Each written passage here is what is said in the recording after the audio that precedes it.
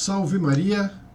Hoje é domingo, estamos no mês de julho, dia 16 de julho. Está fazendo um frio aqui terrível. Vamos começar hoje fazendo uma citação bíblica, profecia de Amós. Porque aquele que formou os montes e criou o vento, aquele que revela ao homem seus próprios pensamentos, e que muda as trevas em aurora, e que anda por cima das alturas da terra. O seu nome é o Senhor, Deus dos exércitos.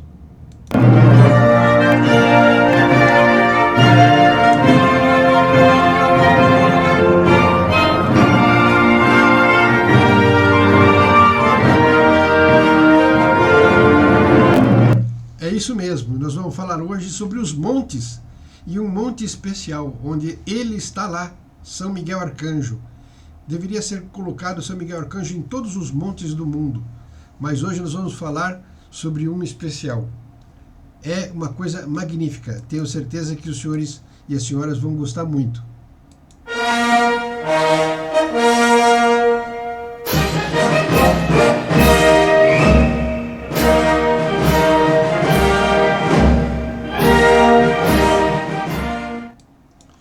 Bom, não é possível falar sobre essa história sem primeiro retornar um pouquinho para ver a Europa como é que estava naquela época. E no começo da Idade Média, justamente houve na Europa um fenômeno especial, houve uma invasão dos povos bárbaros.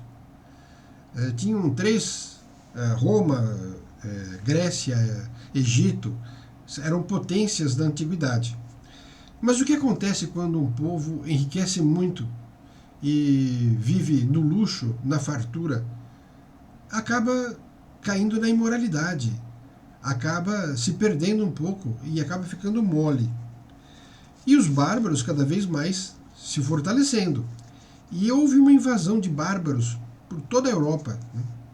Os bárbaros, como eles eram selvagens, eles achavam que se eles se vestissem com peles de animais e colocassem na cabeça chifres, eles iam ter a força desses animais que eles estavam vestindo. Então, o que acontece? Já vou resumir e falar no final. No finalzinho, isso aconteceu em Roma, por exemplo, em uma das ocasiões, os bárbaros cercaram Roma. E em alguns montes que tinham lá com essas peles e com esses chifres, começaram a gritar, urrar, fazer muito barulho, etc., como se fossem bichos de verdade, para assustar toda a população. E de fato assustou.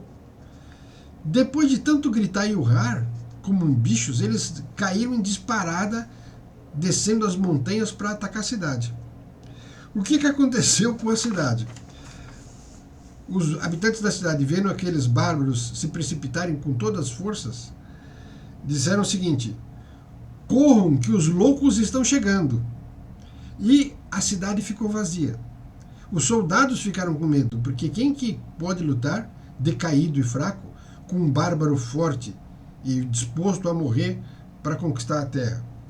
Deixaram a cidade vazia. Todos fugiram, com as espadas na mão, com tudo que tinham, fugiram. Os bárbaros entraram e dominaram a cidade. E todos fugiram, menos a igreja. A igreja ficou. E os padres ficaram. E que armas que eles tinham na mão? A cruz.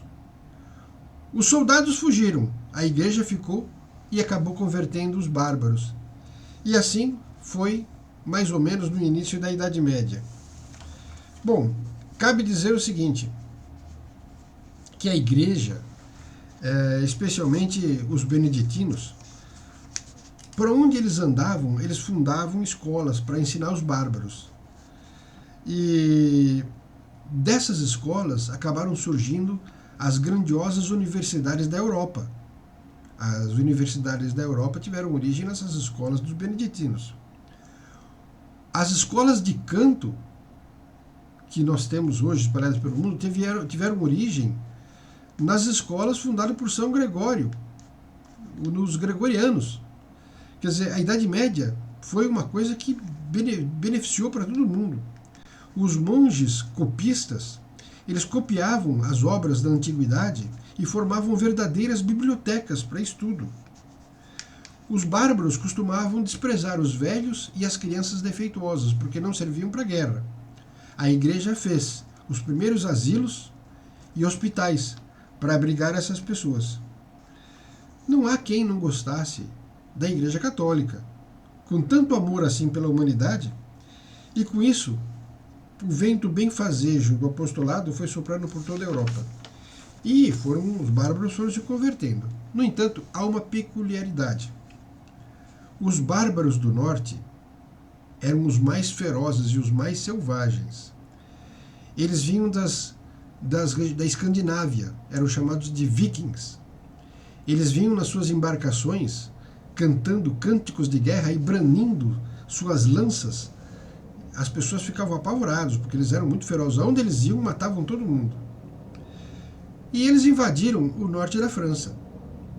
Os francos chamavam eles de Nortmani, ou seja, homens do norte. Ora, desse nome Nortmandi, homens do norte, surgiu a palavra normandos, que eram os homens do norte. E onde moravam os normandos era Normandia. Está aí a origem da região francesa, Normandia, que é o cenário que aconteceu tudo isso que eu vou contar agora. Muito interessante isso. Nessa Normandia, no século VII, precisamente nos ano 708, existia um bispo santo, chamado Santo Albert, eu não sei falar em francês, o nome é Albert, acho que é Albert. Ele estava na região de Avranches, é uma região da Normandia. Ele era bispo de lá. E ele teve um sonho que São Miguel Arcanjo apareceu para ele e disse para ele construir uma capela em homenagem a São Miguel Arcanjo. Ele, quando acordou, não deu importância. Falou, é sonho, eu não quero nem saber de dar atenção para sonhos, etc. E assim ficou. No dia seguinte, ele sonhou novamente com o mesmo arcanjo, São Miguel Arcanjo, aparecendo para ele e disse: Bispo Albert, constrói uma capela para mim. E ele, novamente, não deu atenção. Ficou por isso mesmo. Pela terceira vez, em sonhos, São Miguel apareceu para ele, muito sério e dando-lhe uma reprimenda muito forte. Albert, eu quero minha igreja, minha capela. E, para provar que era verdade, São Miguel Arcanjo tocou com o dedo na cabeça dele e fez uma saliência, como se fosse um furo, mas ficou uma saliência. Aí ele acordou assustado, como se fosse um pesadelo. Aí ele colocou a mão na cabeça e viu a saliência que São Miguel tinha deixado. Ele falou, opa, então não é sonho, é verdade. São Miguel apareceu mesmo e quer essa capela. Agora ele pensou, bom, e aonde eu vou construir essa capela? Qual é o local que São Miguel Arcanjo quer que se construa? E São Miguel Arcanjo orientou ele. Existia uma ilha lá perto da Normandia, lá na Normandia, né, que chamava Monte Tombé. Um monte onde houve muitas mortes, né? Imagina os vikings entrando por lá, devem ter matado muitas e muitas pessoas naquela ilha, e aquela região ali se transformou num cemitério. Então, Monte Tombé. Então, São Miguel Arcanjo disse assim, eu quero que construa a capela nesse monte, Monte Tombé. E uma pessoa roubou um touro e escondeu esse touro lá no Monte Tombé. Então você vai no Monte Tombé e vê no chão onde tem a marca das patas desse touro, é o tamanho que eu quero que construa a minha capela. Aonde tiver marca das patas do touro, construa a minha capela. E assim foi feito. De início, o Saint Albert construiu uma pequena capela, simples, e pediu para alguns monges, né, buscarem algumas relíquias para colocar lá. E aonde tem relíquia? Eles foram buscar lá no Monte Galgano. Monte Gargano, aonde São Miguel já tinha aparecido anteriormente. E lá nesse Monte Gargano, São Miguel pisou numa pedra e ficou a marca do pé dele. Então todos pegavam fragmentos dessa pedra e traziam como relíquia. E não só essa, mas tem um tecido ali vermelho que São Miguel Arcanjo, numa das aparições, deixou ali. E se materializou, sabe? Ficou esse pano, esse tecido vermelho, não sei se já era matéria, ou como é que é, sei que esse pano vermelho, São Miguel tocou nele. Então trouxeram um fragmento desse tecido vermelho e um pedaço da rocha, que era a relíquia de São Miguel Arcanjo. Bom, já pelo caminho foi uma maior festa, porque no caminho a relíquia já veio fazendo milagre. Muitos cegos enxergaram pelo caminho que estava passando a relíquia. A pessoa era cega, se aproximava da relíquia e começava a enxergar. Houve um verdadeiro milagre, vários milagres, né? E aí eles trouxeram essas relíquias para esse Monte Tombé, né? E começou nesse lugar ser um foco de grandes peregrinações. Os medievais souberam dos sonhos, souberam das relíquias, da capela, da história toda, e começou a fazer-se uma verdadeira peregrinação com essas relíquias, buscando milagres. Bom, olha só o resultado, o apostolado de São Miguel na Normandia. Os normandos, que eram os antigos vikings, começaram a se converter e começaram a fazer peregrinação na capela de São Miguel Arcanjo. Os bárbaros normandos, antigos vikings, e eles começaram a se converter, e então começou a dar resultado o apostolado de São Miguel. Carlos Magno, ele foi rei em 768 e no ano de 800 foi proclamado imperador. Ele consagrou a França a São Miguel Arcanjo. Por isso que ele era invencível em todas as suas batalhas, porque tinha São Miguel Arcanjo do seu lado.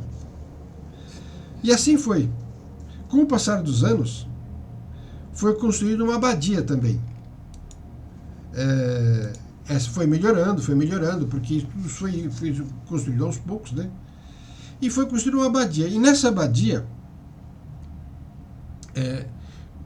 existiam os monges beneditinos que faziam as cópias das antigas literaturas, dos antigos livros gregos. E lá que estavam os monges copistas, lá no Monte São Michel, né?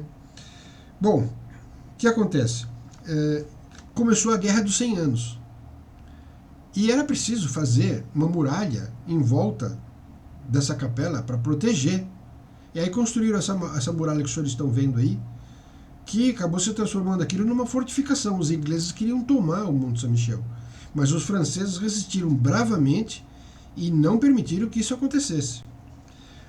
Olha só que coisa impressionante. São Miguel Arcanjo apareceu para Santa Joana d'Arc e entregou para ela a espada dele, para ela ir, junto com o exército francês, derrotar os ingleses.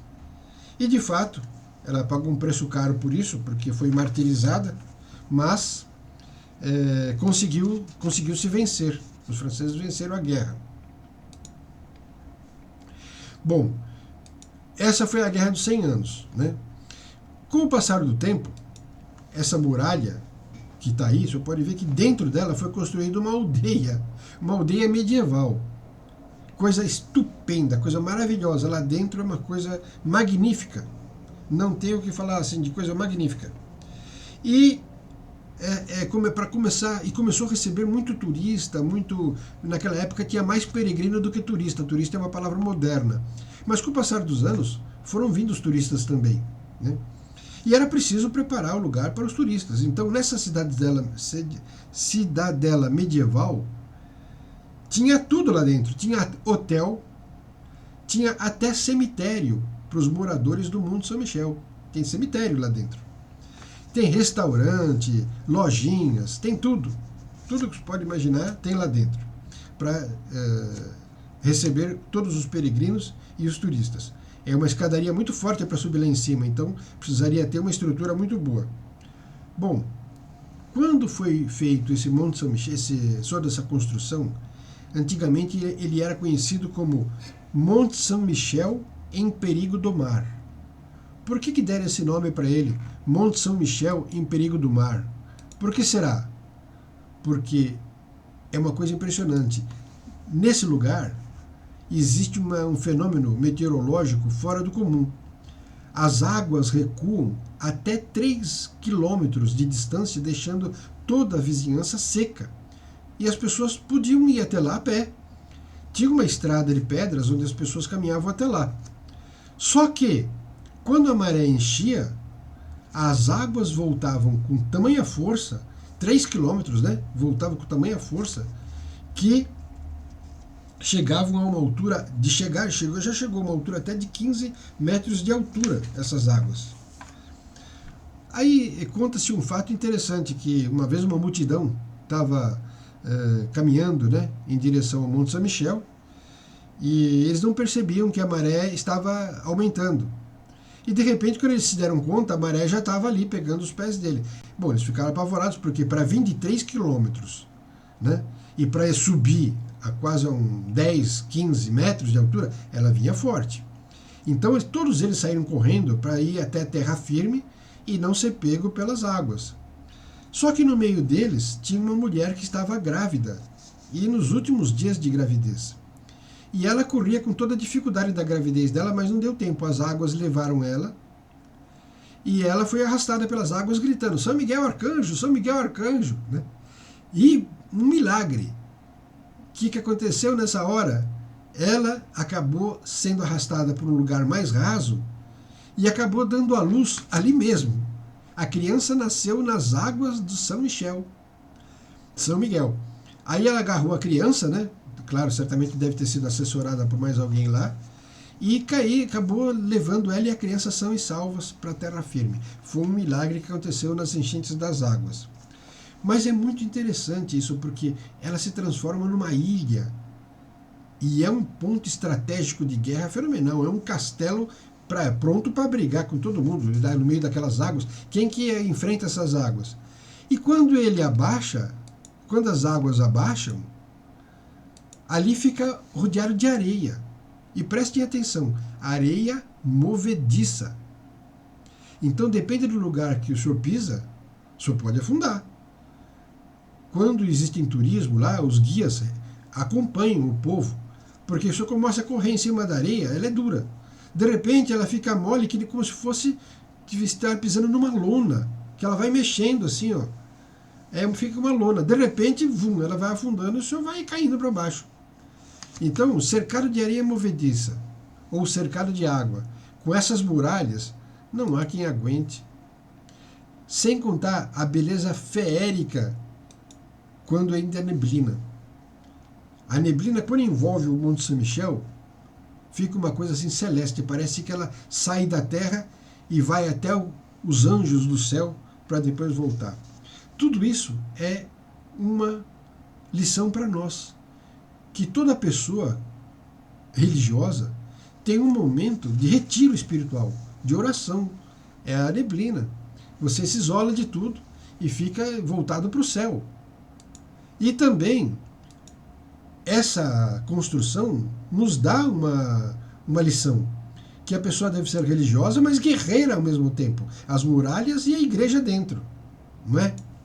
Então, essas brumas, as coisas, não tem nem o que comentar, é coisa assim do céu mesmo, né? Só que aconteceu uma coisa muito ruim, que no meio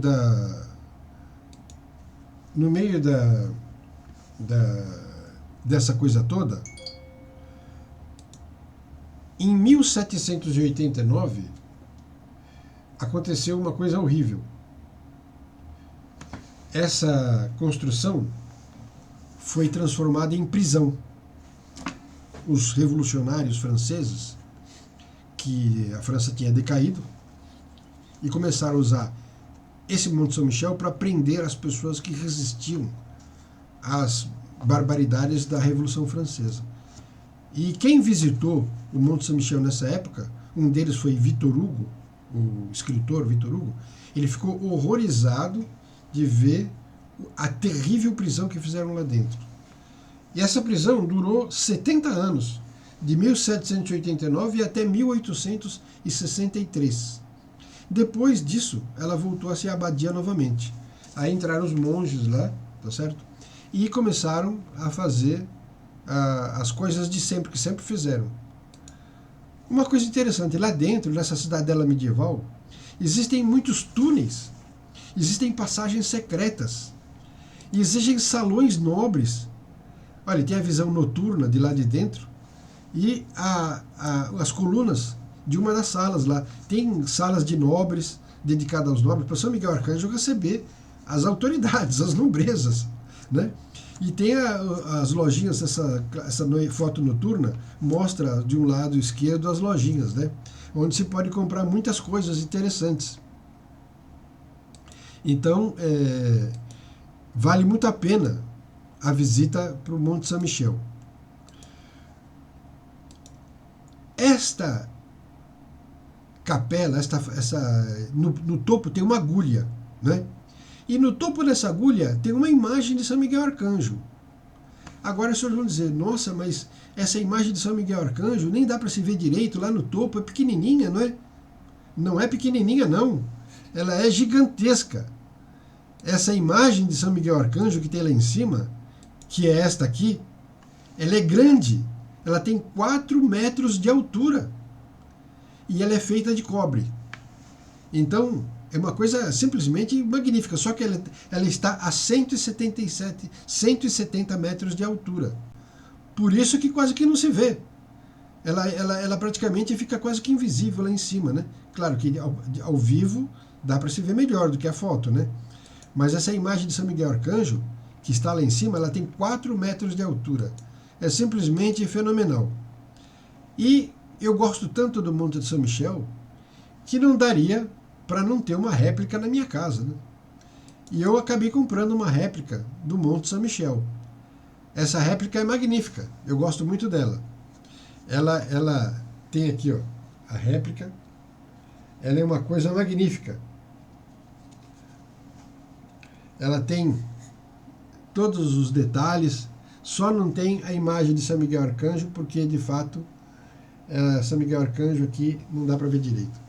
De fato muito pequena para ter uma imagem de São Miguel Arcanjo, né? Mas vale muito a pena. Bom, eu esqueci de dizer uma coisa muito importante. Essa imagem de São Miguel Arcanjo, que está lá no topo, imagina só como é fina essa agulha. E lá é tudo aberto, é sujeita a ventos colossais. E essa imagem está de pé, não cai. É uma lição para a gente de que nós devemos ser perseverantes. Nossa, que falei errado. Nós precisamos preservar e enfrentar os ventos da vida, os ventos das contrariedades, e sermos cada vez mais devotos de São Miguel Arcanjo. É muito importante que nós pensemos nisso. São Miguel Arcanjo está lá em cima da agulha, enfrentando os fortes ventos, e não cai, está lá. E o católico deve ser desse jeito. Por isso nós devemos rezar. E vamos rezar e vamos convidar outras pessoas para entrar na capitania. Estamos precisando aumentar o nosso número. Está subindo cada vez mais, mas esperamos que se chegue a muitos números. Quem sabe que um dia vamos conseguir dinheiro para fazer uma capela grande, ou uma escola dedicada a São Miguel Arcanjo. Professores já tem. Vários professores são da capitania. Só falta agora a escola ou a capela. Vamos rezar para terminar. Santo anjo do Senhor, meu zeloso guardador, se a ti me confiou a piedade divina, sempre me rege, me guarda, governa e ilumina-me. São Miguel Arcanjo, rogai por nós. Santos anjos, rogai por nós.